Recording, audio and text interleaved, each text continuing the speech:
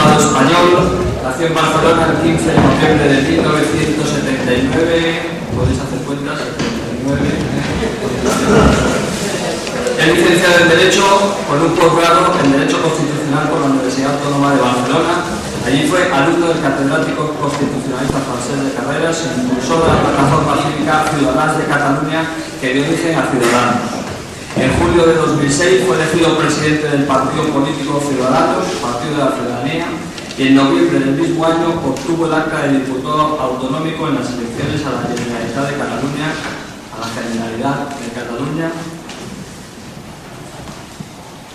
donde su partido consiguió 3 diputados gracias al apoyo de 90.000 votantes. En el polémico cartel electoral aparecía él mismo desnudo como símbolo del nacimiento de un partido cuyo lema sería «Solo nos importan las personas». Desde entonces, Albert Rivera es diputado del Parlamento catalán por la provincia de Barcelona. En septiembre de 2007, Albert Rivera recibió amenaza de muerte en su domicilio particular para que en el plazo de 2 meses abandonara su política contra el nacionalismo. Un año más tarde se convertiría en el candidato a la presidencia del gobierno más joven de la historia de la democracia española al presentarse como cabeza de lista al Congreso de los Diputados por la circunscripción de Barcelona en las elecciones generales del 9 de marzo de 2008. Ciudadanos obtuvo entonces 45.750 votos en toda España, el 0,18% de los votos, siendo sus resultados significativos únicamente en Cataluña, donde fueron la sexta fuerza política con 27.408 votos, el 0,74% de la circunscripción, y donde superaron claramente a UPyD. Bueno, pues con vosotros, a ver.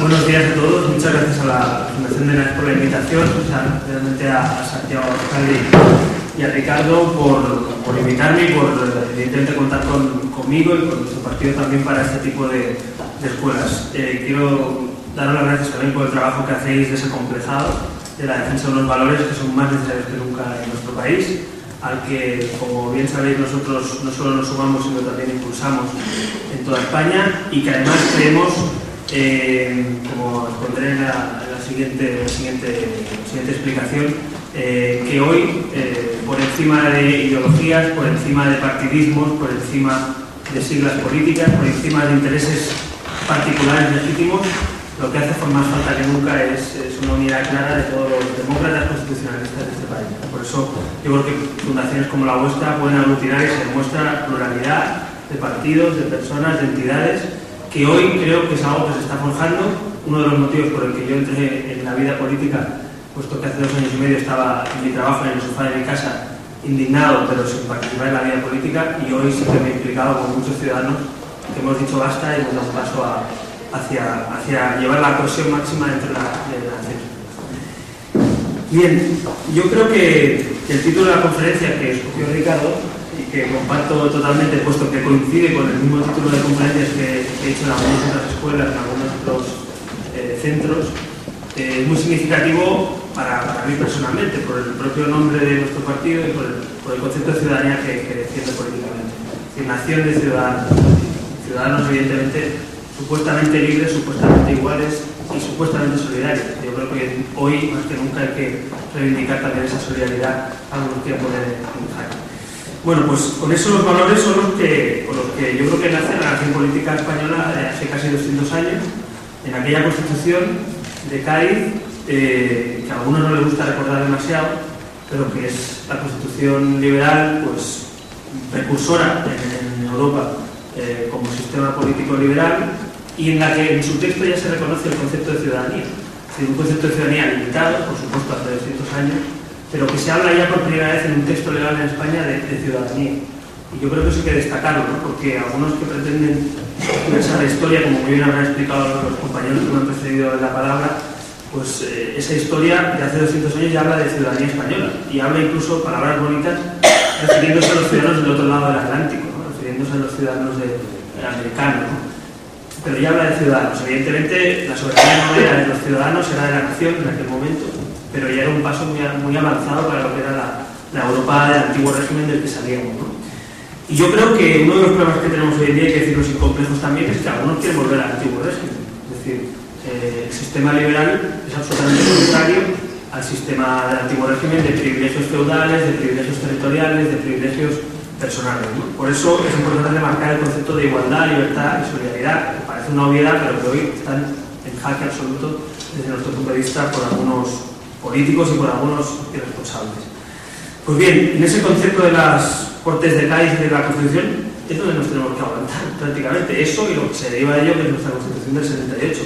No hace falta tampoco hacer demasiadas virguerías, lo que venimos a reivindicar a unos no es hacer nada excepcional, es simplemente que se respeten esos tres valores universales que parten de la ruptura con el antiguo régimen de la Revolución Francesa, que constan ya en algunos textos españoles desde hace 200 años y que se deberían consagrar con la Constitución del 78.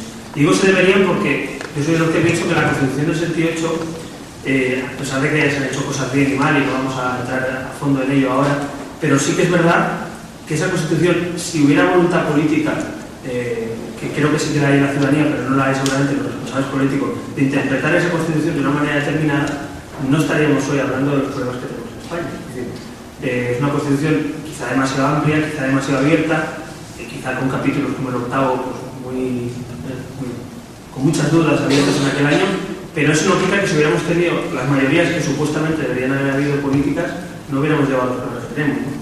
Y eso nos lleva a pensar y a cuestionarnos, que es lo que quiero cuestionar yo hoy aquí, que si somos realmente una nación de ciudadanos libres, de ciudadanos iguales y de ciudadanos solidarios.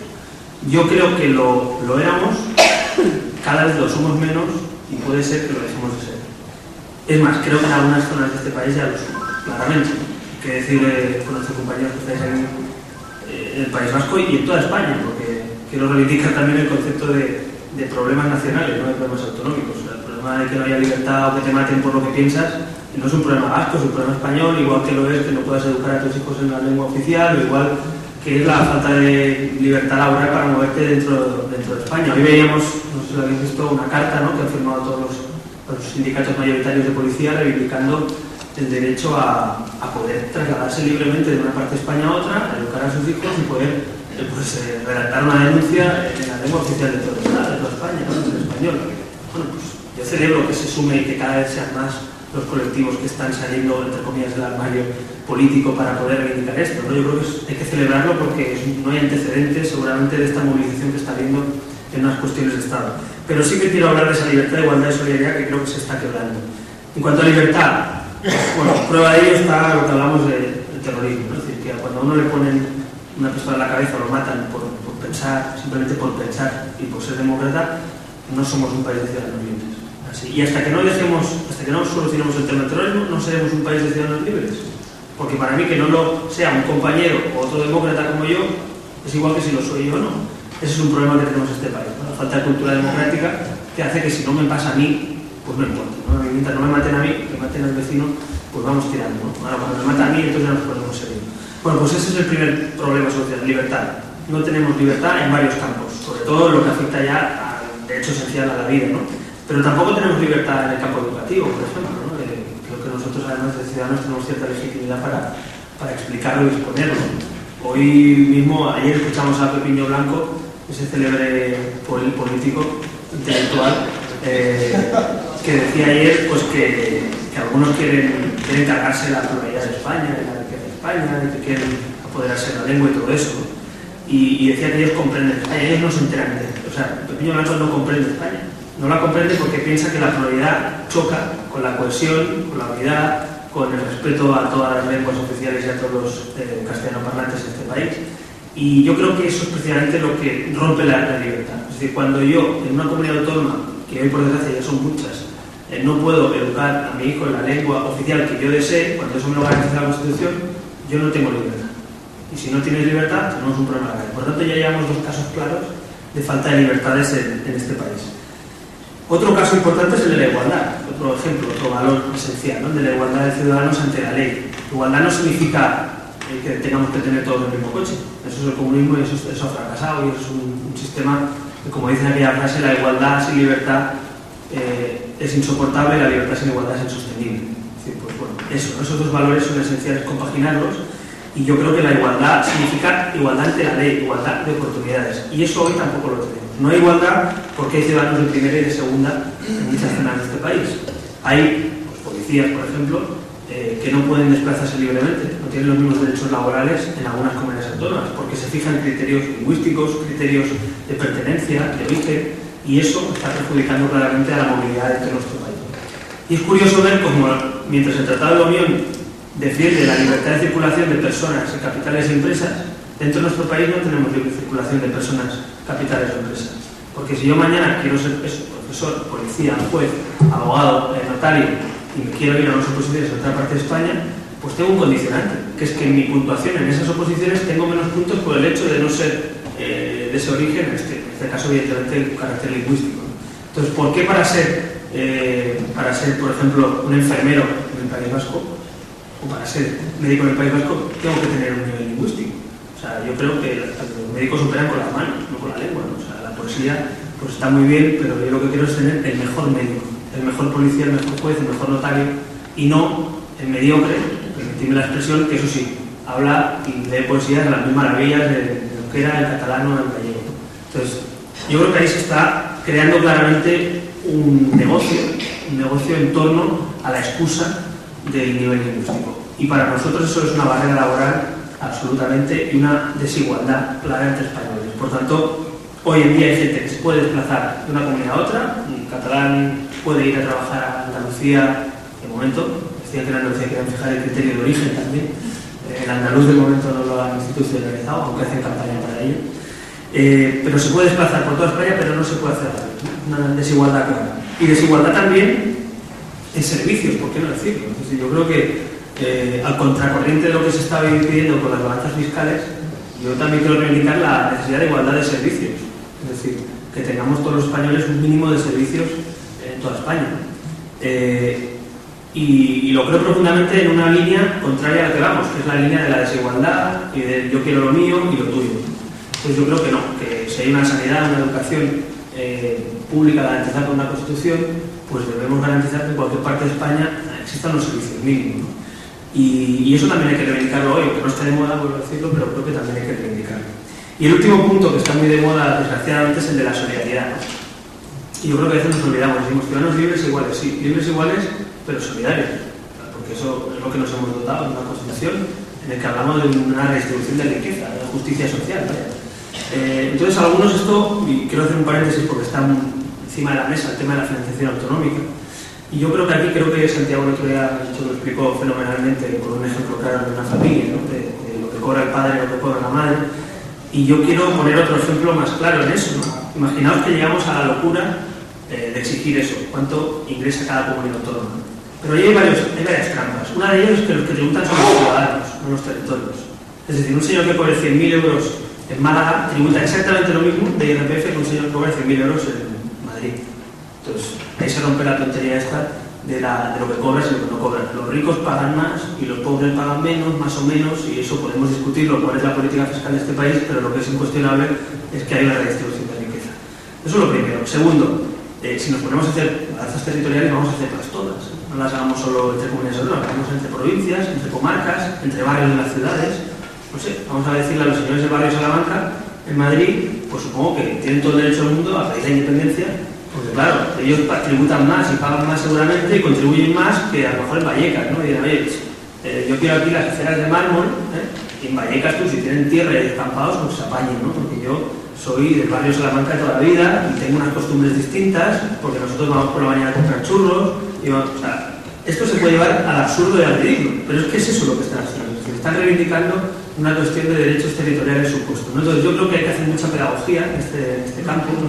Desde luego nosotros lo vamos a hacer sin complejos, no hay que entrar en el sí es verdad, puede ser que tenga razón, no, es decir, no hay déficits cuando no hay derechos territoriales, entonces no hay déficit, simplemente hay unas balanzas supuestamente publicadas, que vuelvo a decir, no me preocupa tanto la publicación como que se utilice políticamente ello, pero sí que hay que hacer esa labor, ¿no? Entonces yo creo que ahí hay que reivindicar primero que sí, que efectivamente pueden haber regiones de España más ricas que otras, y por eso somos un Estado. Si no, seríamos un conjunto de tribus que iríamos con un saco de monedas a entregarle al rey nuestras monedas a cambio de las que nos dirán por su protección o por su ejército.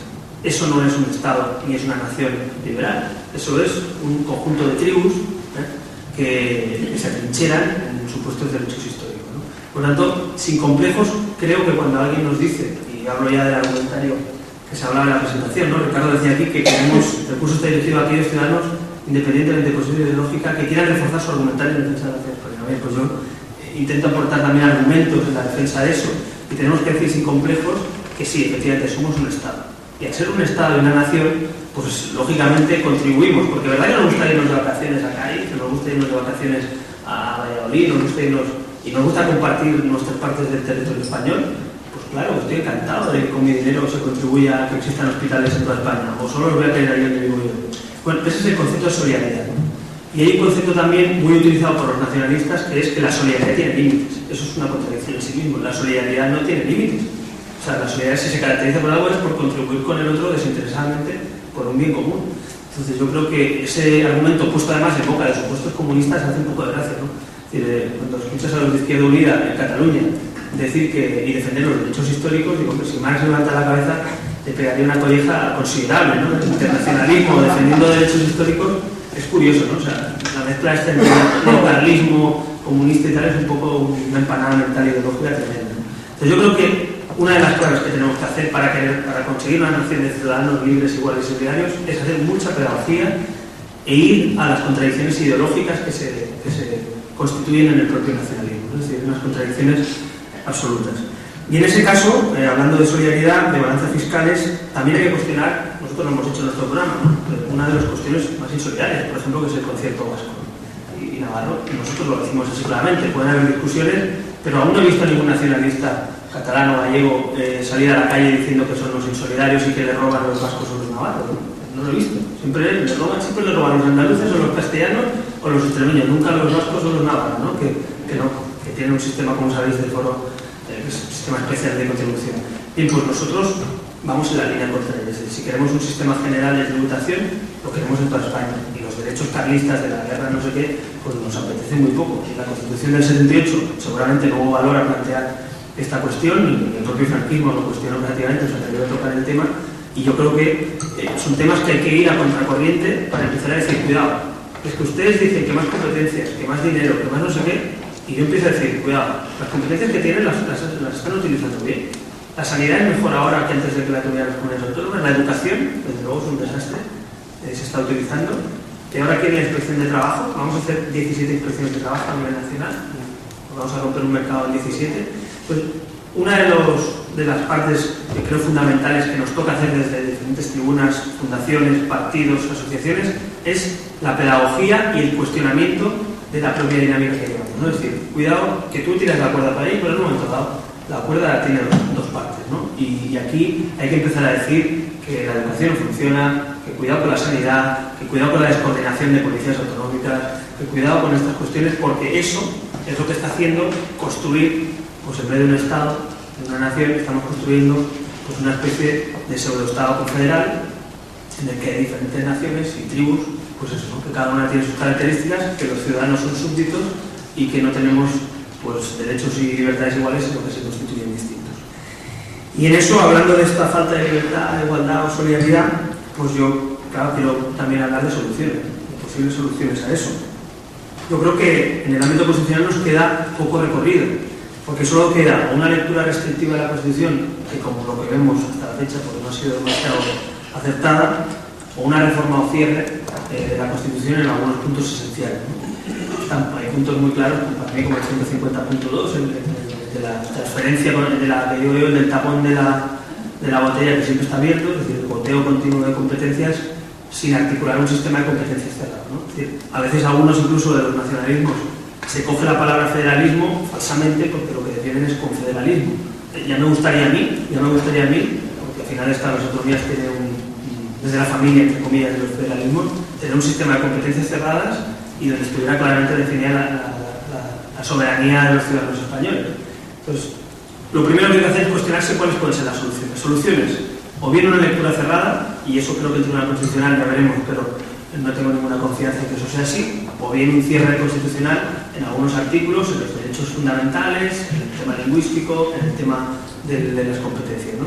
Este segundo campo, evidentemente, como sabéis, la reforma constitucional, que bien conocéis y bien habéis articulado es ese texto que presentasteis hace unos meses y que yo apoyo en lo sustancial en el 90% de los puntos, creo que es muy complicado porque depende de una voluntad política. Y además, desgraciadamente, hoy, más que nunca, esa voluntad política yo la veo más lejos que nunca. Es decir, que el PP y el PSOE primero se pongan de acuerdo, segundo, el PP se ponga donde se tiene que poner, el PSOE se pueda poner a defender eso, por lo que está diciendo hoy mismo el Niño Blanco, pues es un poco ilusión, ¿no? Básicamente, pero en fin, esa sería una vía, ¿no? Reformar la Constitución.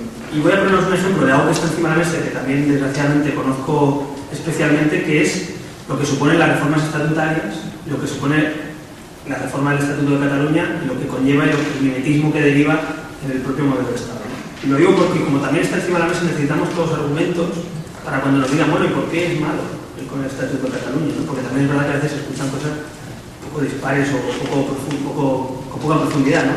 Yo sí que quería deciros, básicamente, que 4 líneas me parece que han modificado el propio sistema constitucional con esa reforma encubierta que es el Estatuto de Cataluña. El primero de ellos es la bilateralidad. Uno de los puntos esenciales es que un Estado de las autonomías es multilateral, no es bilateral, no se reúnen todo con la parte. Entonces yo cuando veo las reuniones esas de la Comisión Bilateral Cataluña-España, pues estoy pensando en un sistema absolutamente confederal, ¿no? Se reúnen eso, la Confederación de Naciones se reúne de vez en cuando para determinados temas puntuales, ¿no? Lo mínimo, el mínimo de los mínimos. Y yo creo que eso es lo primero que hay que romper, ¿no? O sea, es decir, no, bilateral, no, multilateral y en igualdad de condiciones en las comunidades autónomas. El segundo punto es el de derechos y deberes diferentes, distintos. Como sabéis, el Estatuto y el Estatuto andaluz consolidan Carta de Derechos y Libertades. Eso, de naturaleza constitucional, es absurdo. Es decir, una ley orgánica, porque es una ley orgánica, un estatuto del EPS, no puede modificar lo que son los derechos y libertades en una Constitución. Y eso se configura de esa manera. Evidentemente se intenta justificar de mil maneras, diciendo que no va a modificar nunca los artículos de la Constitución, pero la mejor manera de que eso no suceda es que no conste en un Estatuto de Autonomía ninguna Carta de Derechos y Libertades, porque eso es de naturaleza constitucional, no de naturaleza legal. Entonces no tenemos un sistema en el que se permita que los derechos y libertades de la Constitución se modifiquen por vía legal, sino solo por vía constitucional. Por lo tanto, quien quiera reformar la Constitución, que la reforme, que consiga los 2/3 o los 3/5 que necesite en cada caso y que la reforme. Como no pueden, han hecho un estatuto por detrás para intentar modificar esto. Otro punto fundamental es la cláusula financiera, es decir, fijar lo que ya llamamos soles el sudoku en cada uno de los estatutos de autonomía es insostenible. Es insostenible y es, desde mi punto de vista, claramente inconstitucional, puesto que está fijando cláusulas donde se fija en función del PIB en Cataluña, en función de la población en Andalucía, en función del territorio en Castilla, en función de la insularidad pues en Baleares y Canarias. Cada uno, evidentemente, tira para su casa. Entonces, ¿cómo vamos a articular unos presupuestos generales del Estado si nos fijan unos cheques autonómicos que no se fijan por criterios de ciudadanía, que no se fijan para tener mejor sanidad o para tener mejor población, se fijan para que me des un cheque, para yo gestionarlo? Entonces, eso rompe desde mi punto de vista el criterio también de presupuesto único, de presupuesto general del Estado, puesto que el Ministerio, en este caso Economía, se convierte en una ventanilla que expide cheques y que van a recogerlos una vez al año. Ya, acordaros, en el último presupuesto se aprobó con el apoyo del Bloque Nacionalista Gallego, se aprobó a cambio de un cheque. O sea, pues se dio apoyo a cambio de los famosos 10 millones de euros, ¿no? Entonces, estamos ya en esa situación, ¿no? Los presupuestos generales del Estado ya no se fijan en función de criterios de servicio, de criterios de ciudadanía, sino en función, ni de partidas presupuestarias, sino en función de territorios. Y esa es la ruptura clara que fija ese estatuto catalán. Y finalmente también un tema fundamental, ¿no? Que es el tema lingüístico, que como sabéis pues nosotros hemos defendido ahí y que seguimos defendiendo, que es que tú no puedes tener lenguas propias, porque la otra se convierte en impropia, en extranjera, en ajena. Entonces, ese concepto tan peligroso que es el de la lengua propia está consolidado ya en este texto. Hasta ahora había sido un pisoteo continuo de derechos, pero es que con este texto tienen derecho a hacerlo, entre comillas. Es decir, ahora que no nos escucha nadie, debemos decir que algunos que dicen que los nacionalistas pues que están pidiendo cosas que no les corresponden, hay que recordarles que están solicitando lo que se aprobó en las Cortes Generales con el voto favorable del señor Alfonso Guerra, del señor Bono, del señor Zapatero y de todo su séquito, ¿no? Por lo tanto, estos señores están solicitando lo que se aprobó en las Cortes Generales. Y ahora está muy bien que se nos suele decir, hombre, es que hay crisis económica, ahora esto de la financiación autonómica no hay que abordarlo. pero si ustedes les han dado un cheque y tienen una ley, una cláusula que dice que le van a dar durante 7 años X, hombre, no voy a defender yo, desde luego eso me parece totalmente fuera de lugar, pero sí que hay que reconocerles que han conseguido lo que querían. Y ahora, pues claro, ahora venimos, los que veníamos defendiendo, cuidado con esto, vigila con lo otro, y ahora, que nos han estado llamando fachas, no sé qué, todo lo que nos han llamado todo este tiempo por decir que ese estatuto era peligroso, ahora les toca aplicarlo. Y ahora lo tienen delante de la mesa. Y ahora el señor Solbes dice el 50% del IVA, y los otros dicen, 50% del IVA. Yo tengo una cláusula escrita, aprobada por las Cortes Generales, que me dice que me tienes que dar tanto durante 7 años. Y si no, esto lo lleva a los tribunales. Y tiene razón. Por tanto, desde nuestro punto de vista, peligroso del Estatuto de Autonomía es lo que representa y el mimetismo que conlleva a todo el modelo de Estado. Es decir, el Estatuto andaluz, le pese a quien le pese, y nosotros hemos sido el único partido que recurrió en el Defensor del Pueblo del Estatuto andaluz, y creo que fue un error desde mi punto de vista brutal del PP apoyar ese estatuto. Apoyan el estatuto con artículos que por mucho que se hable de interpretación, no, porque el espíritu es distinto, tal y cual. El espíritu será distinto, pero cuando tú consolidas una cláusula financiera que te fija en función de la población andaluza un criterio económico y aparece el señor Chávez y pide el 12% del presupuesto anual del Estado, llámale como quieras, pero eso es otro error político.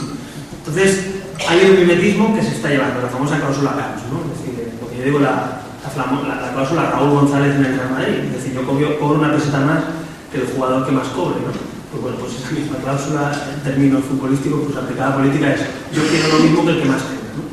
Y entramos en una dinámica muy peligrosa, porque cuando escuchas a Esperanza Aguirre decir, pues si se aprueba el estatuto catalán tal y como quede y no lo tumban, yo quiero el estatuto exactamente igual para Madrid.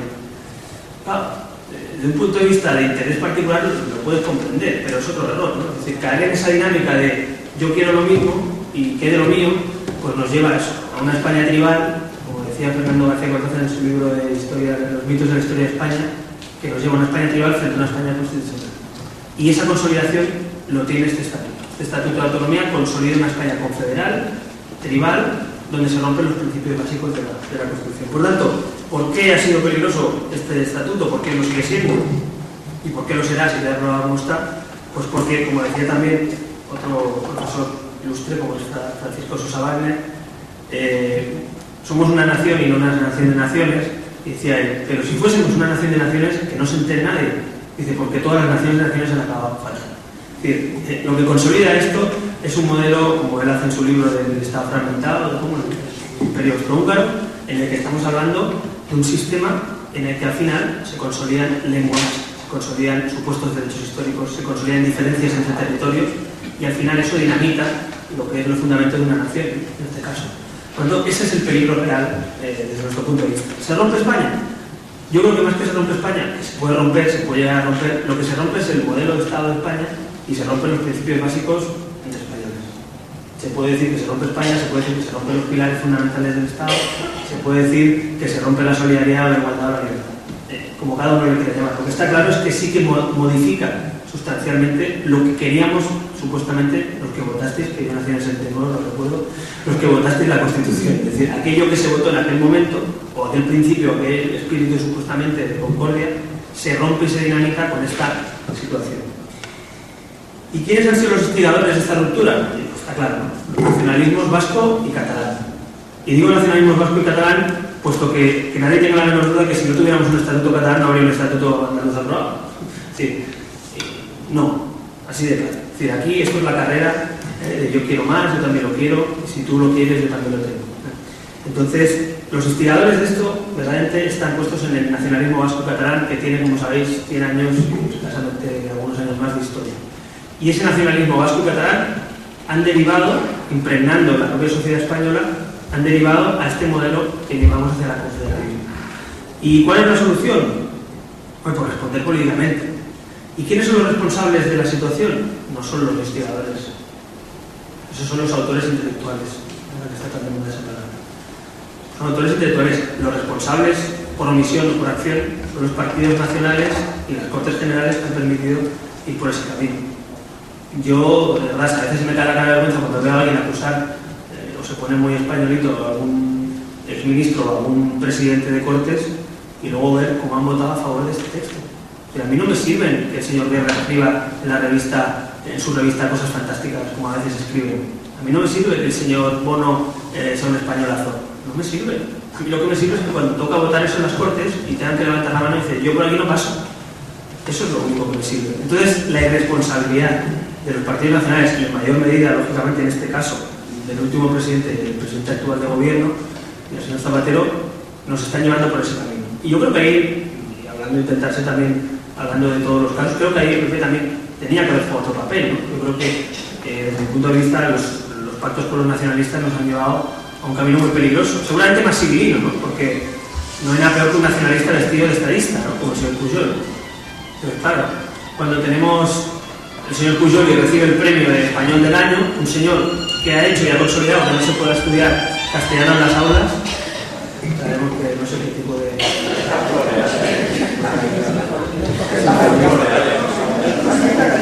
El nacionalismo gallego que está hablando. Eso es asturiano.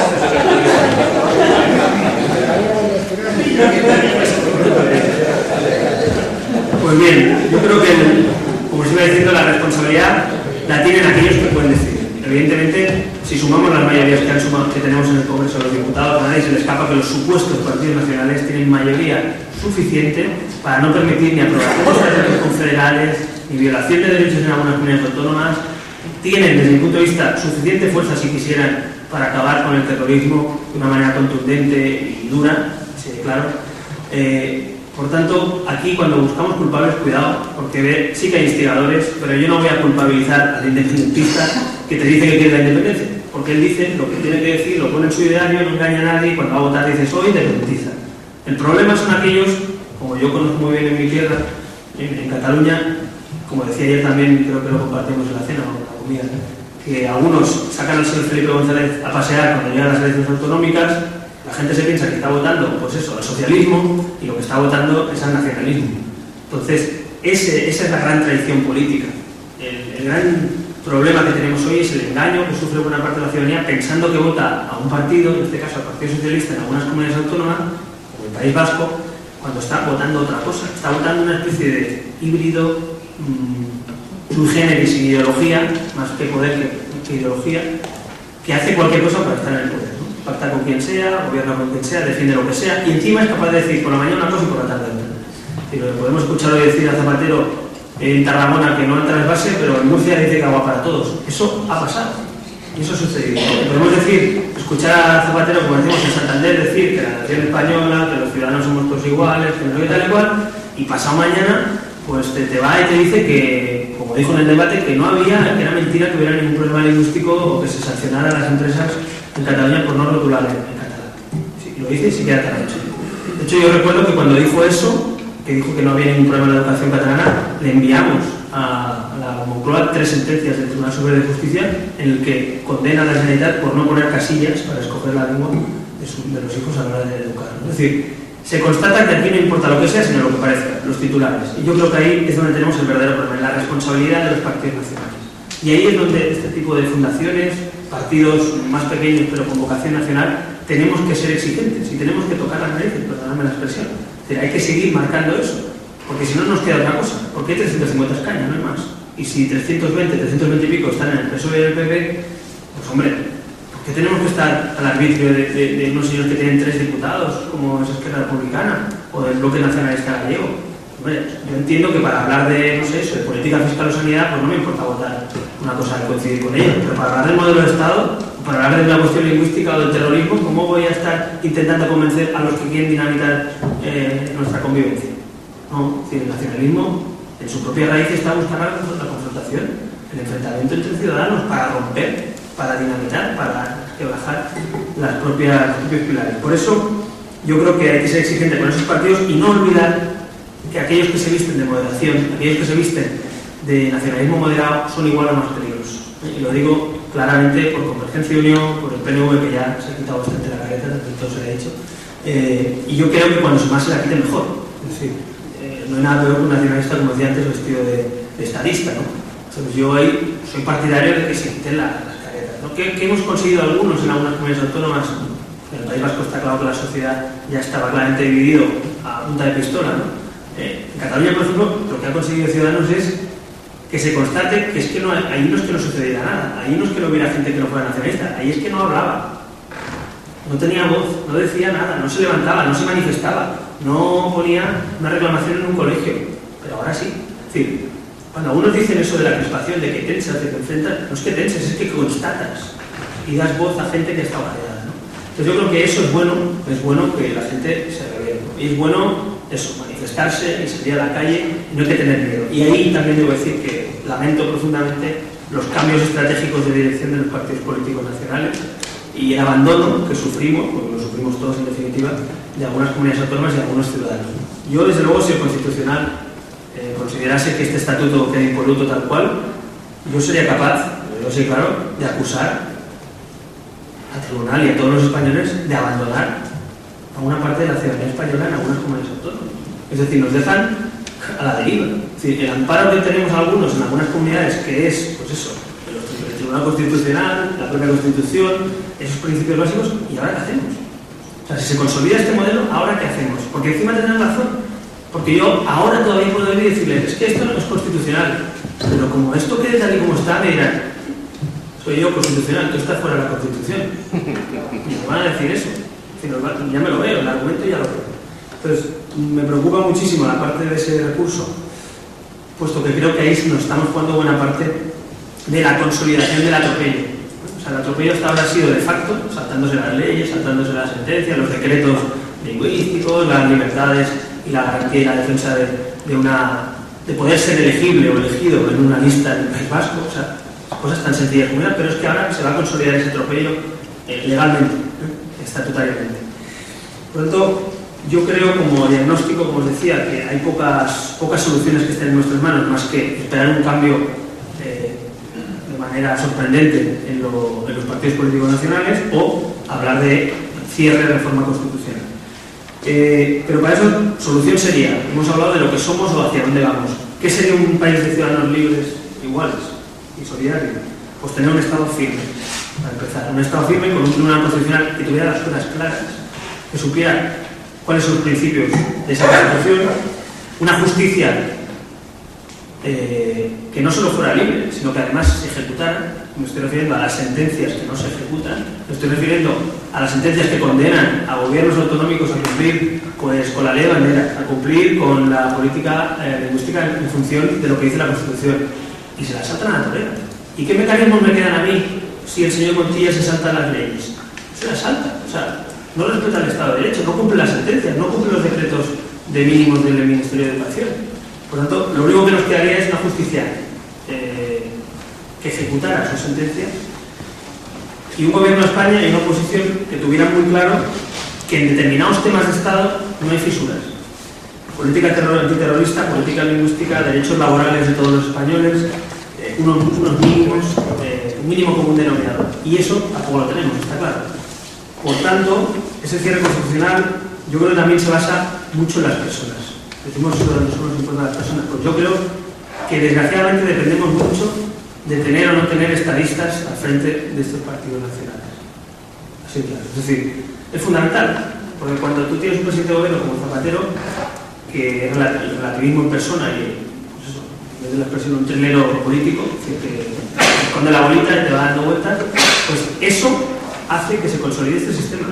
El relativismo absoluto, sin valores determinados, constitucionales y principios democráticos, hace que tengamos un Estado absolutamente como tierra movediza.